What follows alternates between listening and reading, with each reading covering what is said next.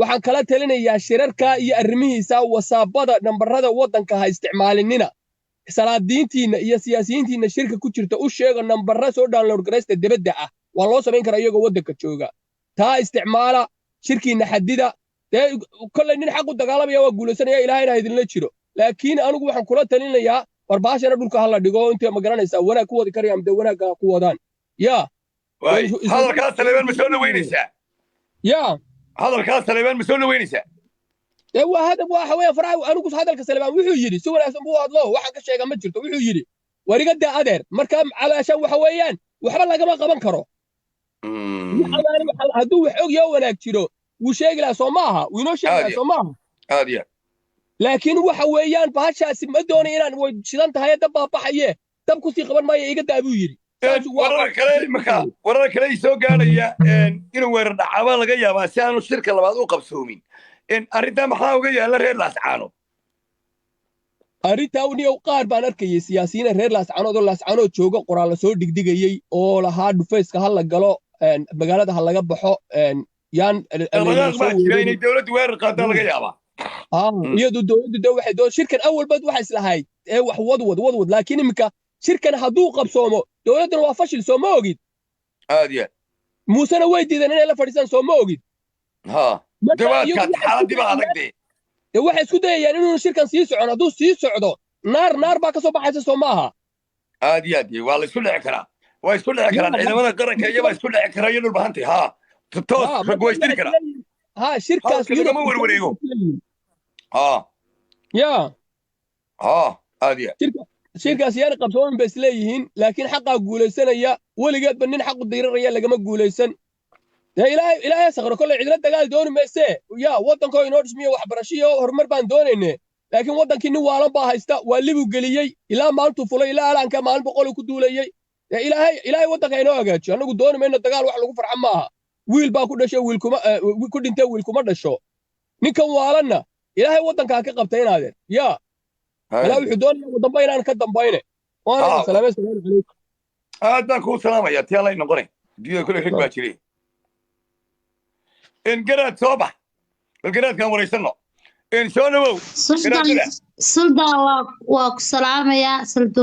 suldaanka guud suldaanka ummadda Soomaaliyeed oo dhan suldaanka ballaaran aad baan ku salaamaya suldaanka cadaaladda iyo sinaanta waayahay waxaad wax war naga siisaa arrimo waxay nagu soo gaarayaan wariyahayga madhina u duruna wii soo sheegaya qaybta siyaasadda Saleebaan isagu wuxuu yidhi dhulbaante waxna iga tegi maayaan arrintoodana ma gelayo reer Laascaanood oo golihii guurtida waa diiday ninkaas waa la waraystay hay weydiin buu arrimaha Laascaanood uu iska dhaafay wariyey ma soo dhaweynaysaa ninkan hadalkiisa Saleebaan aad buu mahadsan yahay waa nin weyn waana nin reer bariyo caqli u saaxiiba wuxuu garanayaa waxa meesha ka soo socda kelmadiisu inay dhibaato fara badan keensanayso marka sida uu tanaasulay oo afkiisa u haystay waa nin weyn waa yaqaanaa buuri arrimaha Laascaanood iyo dhulbaanta toona aad buu u mahadsan yahay xagga bariga aad buu nabadda uga shaqeeyay waxaa leeyahay Saleebaan oo noolow hadaabaad ka gaabsatay dabka iyo holcaa waayi shirkii maanta uu idiin bilaabmay xukuumadduna waxay la sheegayaa inuu dhaqdhaqaaq badani jiro xaggiina dhaqdhaqaaq badani ka jiro difaac fara badan ciidankiina sameeyeen garaadada ilaalinaya ama shirka ilaalinaya dhulbahantay dawladduna inay dhaqdhaqaaq samaynayso ayay wararkii imika soo sheegayaan maxaad nooga warrami kartaa arrimaha horta nimankii annagu aanu naqaano horgallada laakiin dowladda Somaliland ay u taqaanay ilaa afkooda u raacaya dawladda Somaliland ay u taqaanay niman madaxa meesha way ka baxeen annaguna aanu naqaano horgallada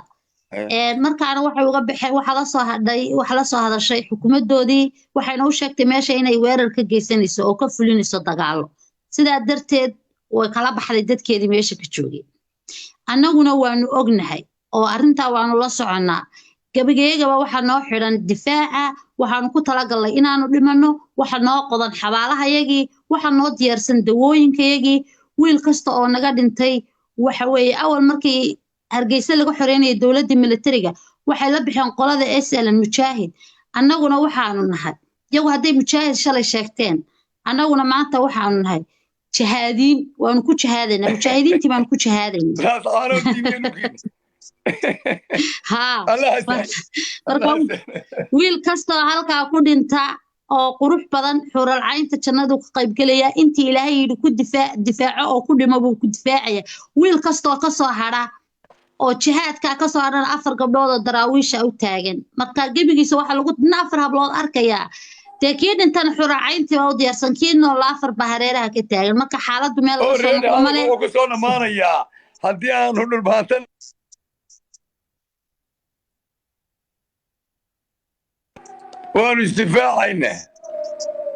وان استفاعنا وليبا انت استفاعنا باستفاع دافسا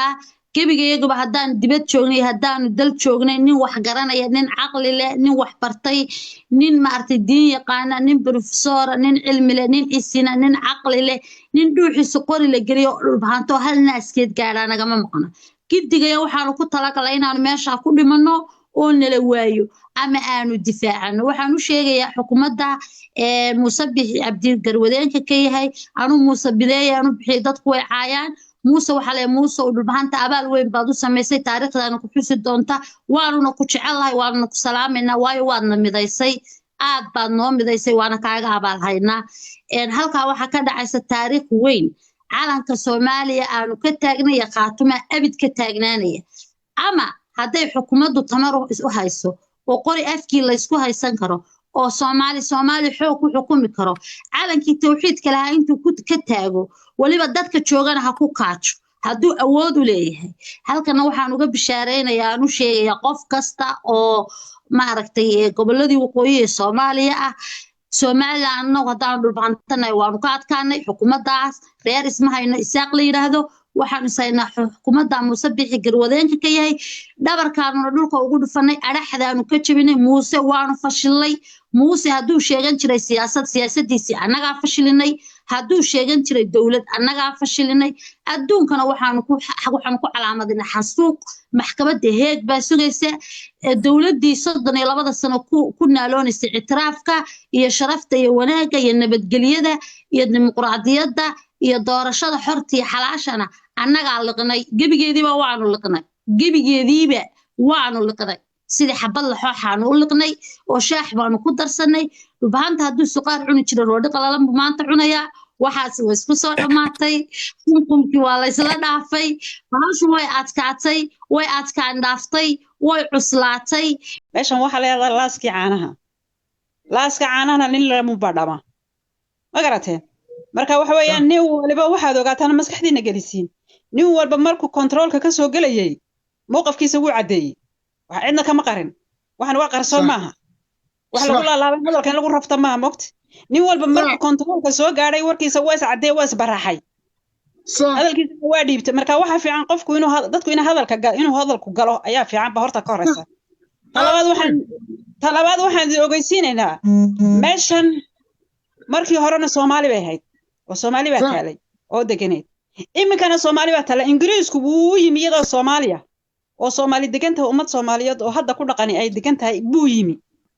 maaris maaha dayaxgacmeedkii maaha dayaxgacmeedkii maaris maaha meeshu ilma deegaanka ay cidna lahayn la helay biyaha iminka loo raadinaya meeshu maaha ma garateen meesha iyadoo degan yahay oo dadkan Ilaahay dejiyay uu degan yahay buu Ingiriis yimi wuxuu yiri aan ku gumaysto way iska diideen way diidan waxay yiraahdeen kuma rabno haddana iyagii un baa jooga marka xuduud la sameeyay wax la yiraahdo xuduud la yiraahdaa Soomaali ma kala laha ma garateen Soomaali xuduud wax la yiraahdo ma kala leh nin ma muuqunin karo nin kama bedeli karo waxa uu aaminsan yahay wuxuu yahay marka meeshan yaa lagu daalin meesha la saanood baa la yiraahdaa waa la saanood waa laaskii caanaha de sidoo odayaashu sheegan nin ragani waa ogyahay nacasna loo sheegi maayo hadalku ku dhayahay taas dowladtuskii adeerkay bay ahayd dowladtuskii horey ahayd ilma adeerayaal waxaa ku dhammaanaysaa sheekadu waxay ku dhammaanaysaa maxaad indhaha igaga goyn waad aragtaa calanka buluuga ahay hadalku kaasuba ku dhan yahay calanka buluuga nin lagu soo dhaweeyey oo uu salli ka dhigto sijaayad ka dhigto ku tukaday oo maxaan idhahdaa falaag u suran yahay calanka Soomaaliya wuxuu qof kale kaga wareeri doonaa meesha waxaa jooga dad bisada ka indha adag baa awal hore fadhiyay bisadiina hadday saa ku bixi weydo bisadu xabad bay ku baxaysaa hadalku intaas igaga egyahay waana idin wada salaamayaa waan sii baxayaa dacro adigna si gaar ah kuu salaamaya boqorkooda kulligood wada wada salaamaya aad iyo aad baan kaaga qaadaya waad mahadsan tahay guuleysta war barnaamijka sheer gareeya oo like-ta saara oo follow-da saara shaashadana garaaca inayna report gareeyaan bay isku dayayaan waxaan hoos ku jira marka insha Allah barnaamijka waxa ka soo baxaya waa kuwaas ku qanac ama ogolow ama iska daa shirka calanka buluuga ka soo baxaya marka barnaamijka sheer gareeya ha wareerin fikirkaaga dhiibo insha Allah ta'ala support waxaad u muuqisaa inaad hambalyo aad u dirayso reer laascaanood iyo ummadda Soomaaliyeed inay Soomaaliya maanta aysan kala go'aynin oo ay mid tahay ma sha Allah ku socda ma dad gabaatiina ilaahayna hada dhaafo madaxina Allah raajiyo wiligiin bakaalin fiican ku jirteen tan Allah idinku garab galo anugu hadan ay nin reer koonfure dad la jecel yahay dad idinkaana ka sida jaceelka la idin qabo horta tan aad sheegaysido way dacweynayaan ha ka cabsanayno saad doonto hada dadku waa wada joogaan social media waa dibadana waa la wada joogaa waa la shaqeeyo waaya waa Somaliland kuma xuma calalkii buluuga ah baa ku xiran Soomaalinimo Soomaalinimadana waa taageerina naga soo dhawaadeen هذا وين ما وحنا صبح وصدر موضوع سؤال كان بالي وحي صبح لها وقع هورتنا يالا ماشي لغشيرا واقتاس علنكي Soomaaliya yaala wax ka hooseeyana ciidamo ogola marka hadaad ku fikiraysid maxaa soo bixi doona adeero waxa biisi garoobin waxa soo baxaya waa calanka buluuga iyo Soomaalinimo iyo sharaf iyo karaamo marka adiga biisi ha noqonin ha ku biisi garoobin waxa soo baxaya dabalbiga hore ka sii wado حسن عيسى جامع سولو صباح يا Soomaalinimo nin walba uu arka ninkii aqlina lagu arka waa qasran mashquul ya ama ninkii gidaarada ka hadlaya